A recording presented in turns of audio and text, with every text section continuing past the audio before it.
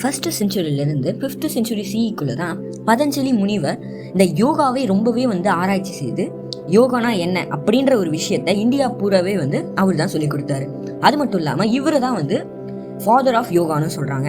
So yoga means என்னன்னா, அது யோகான்ற வார்த்தை சான்ஸ்கிரிட் வேர்டில் யூஜ் அப்படின்னு மீனிங். ஸோ யூஜ்னா என்னன்னா, restraining of mind from focusing on external object.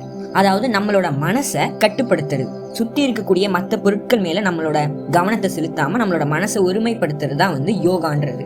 So யோகாக்கு இன்னொரு மீனிங் என்னன்னா, ஃபிசிக்கல் ஆக்டிவிட்டீஸ். அது நம்மளோட உடம்பை வலிமைப்படுத்தும், ஃப்ளெக்சிபிலிட்டியாக வைக்கும். ஸோ இதுதான் யோகாவோட மீனிங். ஸோ இந்த யோகா இப்போ இருக்கக்கூடிய சமயத்தில் ரொம்பவே மாடர்னாக ரொம்பவே ஈஸியாக வந்தாலும் இன்னமும் அந்த பதஞ்சலி முனிவர் சொல்லி கொடுத்த 3 கோர் எலமெண்ட்ஸை தாண்டி எந்த யோகாவும் செய்யறது இல்லை. அப்படி செஞ்சால் அது யோகாவும் இல்லைன்னு தான் சொல்கிறாங்க. ஸோ அந்த 3 கோர் எலமெண்ட்ஸ் என்னெல்லாம் பார்த்தீங்கன்னா, physical poster, next breathing exercise, மூணாவது என்ன ஸ்பிரிச்சுவல் கான்டெம்ப்ளேஷன். ஸோ இது 3 தான் கோர் எலமெண்ட்ஸ் ஆஃப் யோகான்னு சொல்கிறாங்க.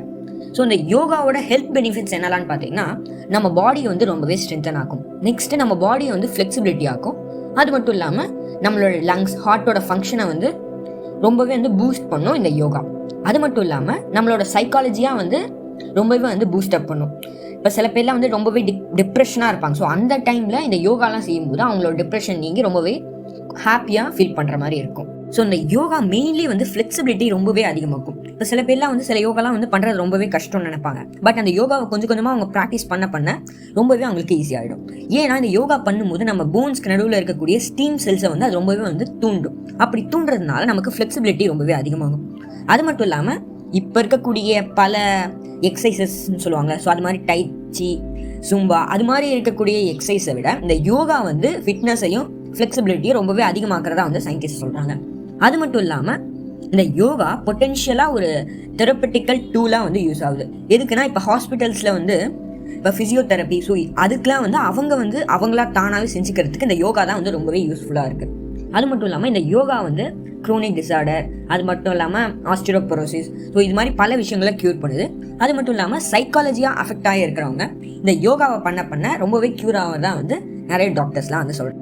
இந்த யோகான்ற ஒரு விஷயத்த சின்ன குழந்தைங்கள்லேருந்து பெரியவங்க வரைக்கும் எல்லாருமே செய்யக்கூடிய ஒரு விஷயம் தான் இந்த யோகா. ஸோ யோகா நம்மளோட சைக்காலஜியாக எல்லா விஷயங்கள்லையும் நம்மளை பூஸ்டப் பண்ணக்கூடியது தான் யோகா. ஸோ இந்த கொரோனா டைமில் நிறைய பேர் ஸ்ட்ரெஸ்ஸாக ஃபீல் பண்ணியிருப்பாங்க. ஸோ அந்த டைமில் அவங்களுக்குலாம் ஒரு கீயாக இருந்தது இந்த யோகா தான். ஸோ அவங்கள டிப்ரெஷன்லேருந்து எடுத்து, ஸ்ட்ரெஸ்லேருந்து எடுத்து அவங்களுக்கு ஹெல்ப் பண்ணது இந்த யோகா தான். கொரோனானால அஃபெக்ட் ஆனவங்களுக்கு கூட மேக்ஸிமம் இந்த கொரோனா ட்ரீட்மெண்ட் நிறையா பலன் கொடுத்துருக்கு. ஸோ அதனால் நம்ம லைஃப்பில் நம்ம டெய்லியுமே யோகா பண்ணுறதை கண்டினியூவாக நம்ம யூஸ் பண்ணி